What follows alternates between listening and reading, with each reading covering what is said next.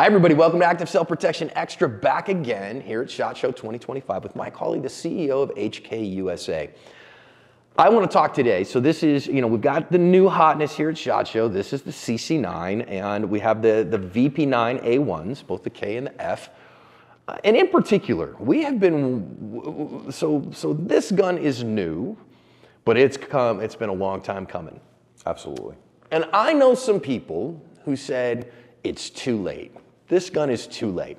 But I want to talk to Mike about why this gun took a while to get to the market and why it's different. This is not a paid endorsement, but I am a brand ambassador for Heckler and Koch for a reason. HK firearms are incredibly high quality, and when it's time to step up out of the entry tier, they're the only ones I recommend. You carry a gun just in case. Shouldn't it be an HK just in case? Mea culpa, Mike. I have not said this to you, and I hope you guys understand this too, that I haven't prepped him. Okay, so I just don't do that. I don't show up and go, here's the list of questions. This isn't like a political candidate like interview. I just showed up with I wouldn't go so far as to call Mike a friend. That would be presumptuous of me, but my strong acquaintance, Mike, and say, hey, let's talk about your stuff. Sure. He knows his stuff really well. We don't have to prep that. CC9, incredible gun. I think it's the most shootable Micro 9 bar none. It actually shoots like a fighting handgun rather than, I don't want to denigrate any other product. The one in the market that everybody shoots is the P365. That is the standard in the market. And frankly, the standard P365 sucks to shoot. It's hard to shoot well. It just is. That's why they made it bigger. They made the XL and the Macro and they have like 48 different models of the stupid gun. That's right. But the CC9 shoots beautifully, beautifully. But people are like, wait a minute, this gun is super late. So what, and you said on a previous video, this gun took 5 years and more. What took so long? Yeah.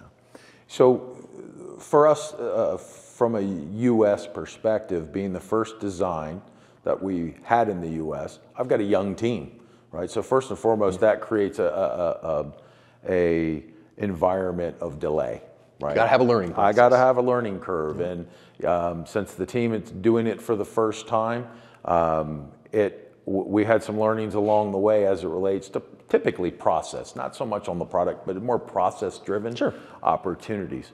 Second, why did it take us so long? Because we don't use our consumer as a litmus test. It's straightforward. No beta testing on the customers. So we have a group quality threshold, whether it's manufactured in the UK, Germany, France, or in the US, we have a group quality process, and we have to achieve that. And that pistol in the CC9 went through that process last year with flying colors. It's arguably the highest tested pistol that we've ever had as a group. Let's just say the results that we put it through were very impressive. I think that a lot of people don't catch this. Now, most people are going to buy a gun like this. Being honest, I think this is a really bad idea, but they're going to put a couple of magazines through it, and then they're going to put it on their body and probably fire it 50 rounds a year. Absolutely. But I don't do that stuff. I'm the guy that I won't carry the gun. So my current one, I mean, you've seen mine on the channel. My current one just finished its 500 round break-in.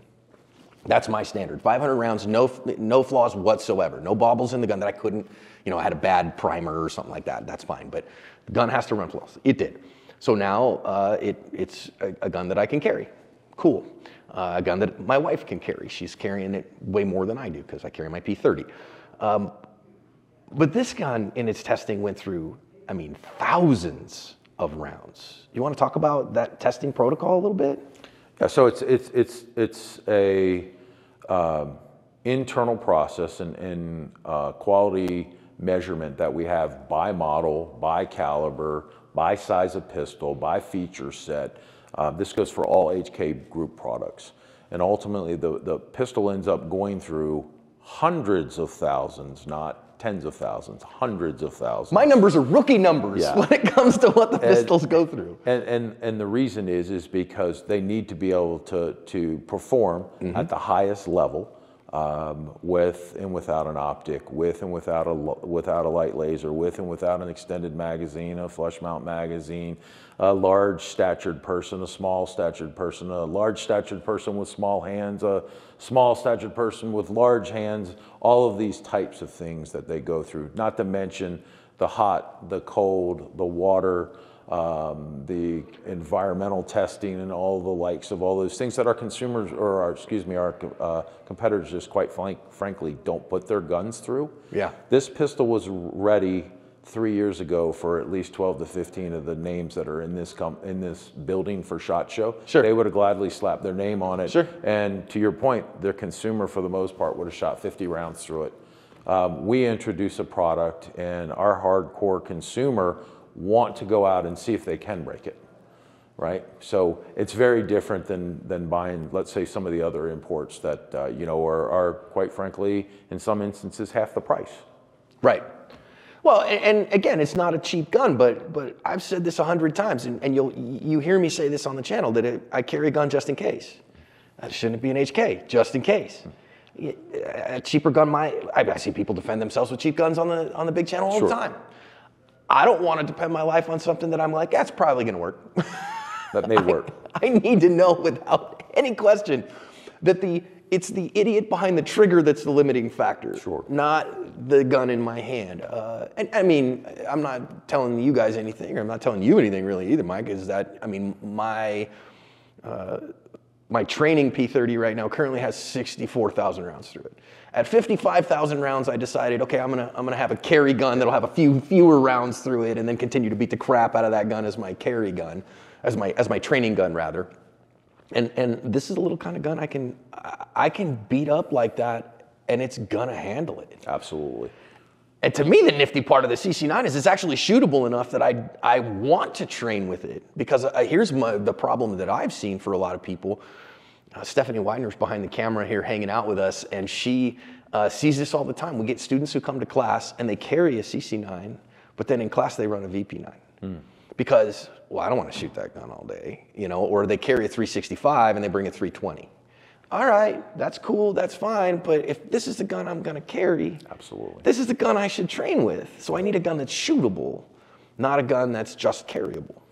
We focused, or we're hyper-focused on ensuring how do you really define shootability in the design work of this, right?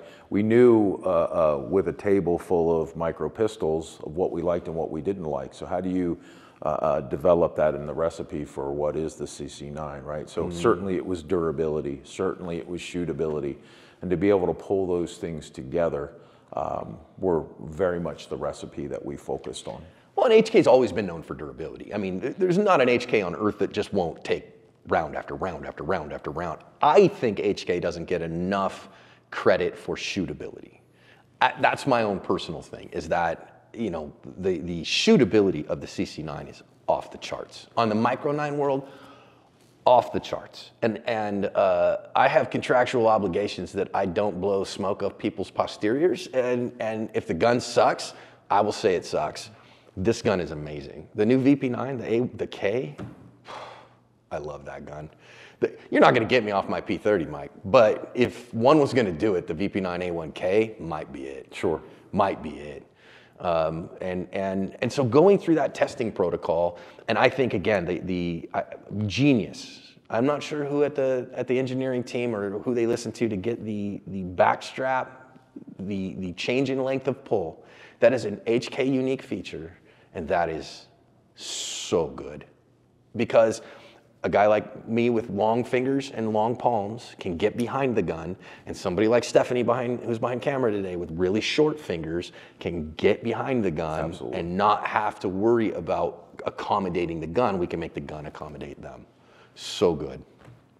Next time, I want an MP7 as bad as you do. And I'm gonna ask talking about products in development is difficult and all those things, but I want to ask him about, and let you guys hear from him on how much of a pain in the gosh darn tuchus it is to get guns imported on ITAR. So Mike, thank you so much for talking to us about the CC9 today. Thank you.